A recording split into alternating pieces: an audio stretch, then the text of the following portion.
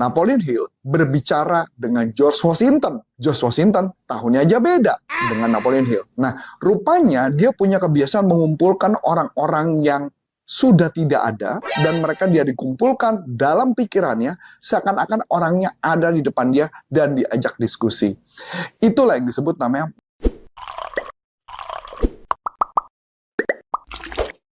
Halo, jumpa lagi bersama saya dengan Coach Antonius Arif dari NLP Leadership Indonesia. Saya license trainer langsung dari Dr. Richard Bandler.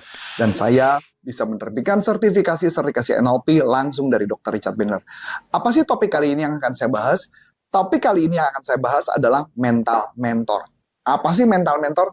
Tapi sebelum saya masuk jauh lebih dalam, saya mau mengajak teman-teman untuk mundur sejenak untuk kita melihat buku yang paling menarik adalah buku Think and Grow Rich dari buku Napoleon Hill. Nah, di dalam bukunya Think and Grow Rich ada satu hal yang bab khusus ngebahas tentang mastermind.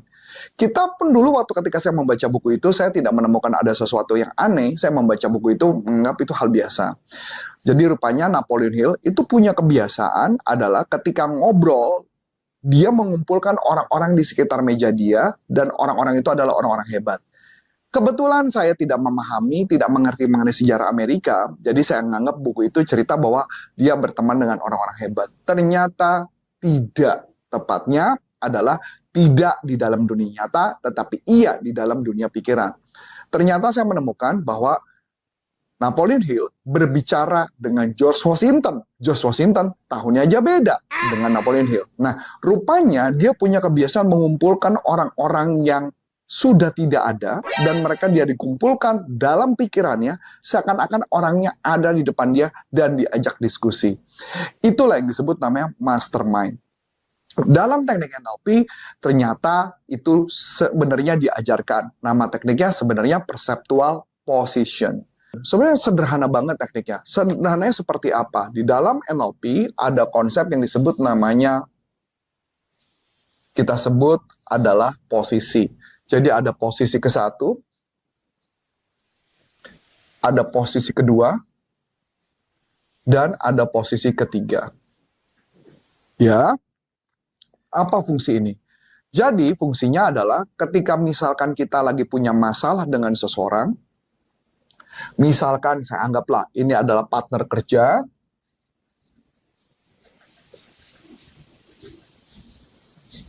dan ini adalah saya, maka yang saya lakukan adalah saya mengungkapkan perasaan saya yang merasa tidak cocok ke partner kerja.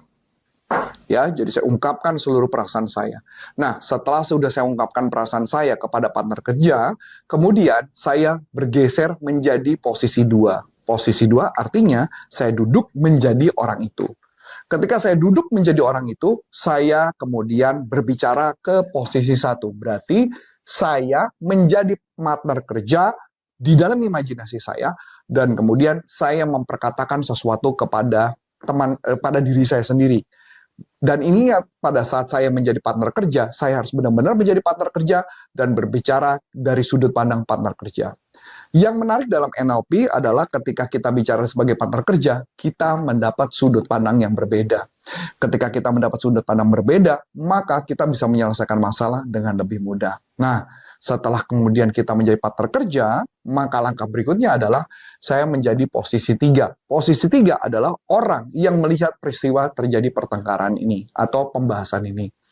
Orang ini bisalah adalah orang yang lebih expert daripada saya atau orang yang lebih hebat daripada saya. Dan orang ini nanti akan memberikan feedback kepada posisi 1, yaitu diri saya.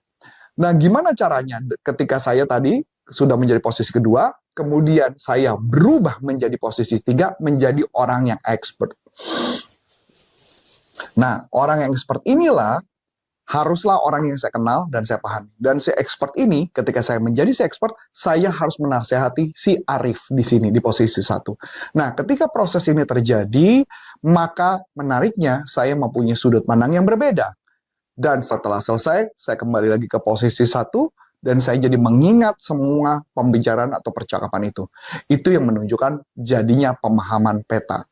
Nah, ini yang menarik. Mental mentor memakai konsep yang sama. Konsepnya seperti apa?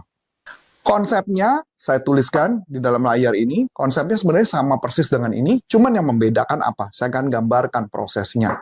Jadi kalau mental mentor adalah yang pertama ada posisi 1, ya.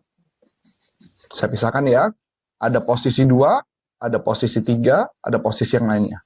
Nah ya, yang membedakan apa? Nah ini yang saya mau gambarkan kepada teman-teman.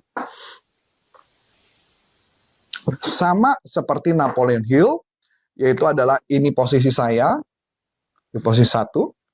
Ini adalah posisi 2 semua. Jadi ini posisi 2, dan posisi 2. Anggaplah ini siapa? Orang yang saya kagumi. Orang yang saya kagumi adalah Dr. Richard Bandler. Maka saya taruh Dr. Richard Bandler di sini, dalam pikiran saya. Di sini siapa? Misalkan saya kagum dengan Kevin Hogan, saya taruh Kevin Hogan di sini.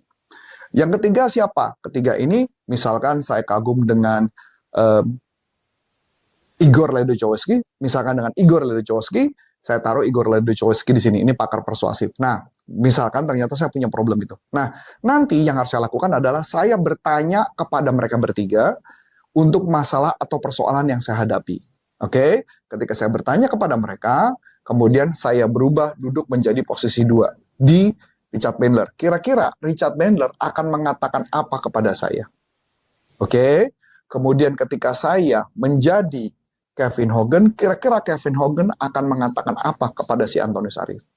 Dan ketika saya sendiri bermain peran menjadi Igor Ledozhowski, maka saya mempunyai sudut pandang yang berbeda. Dan setelah saya duduk lagi di posisi 1, menariknya, saya punya ide yang sangat banyak. Buat saya pribadi, teknik ini sangat ngebantu banget ketika saya membuat modul. Ini sangat membantu banget ketika saya butuh ide membesarkan perusahaan. Saya punya ide yang sangat banyak ketika saya harus mendevelop orang lain. Dan teknik ini ngebantu saya sangat banyak.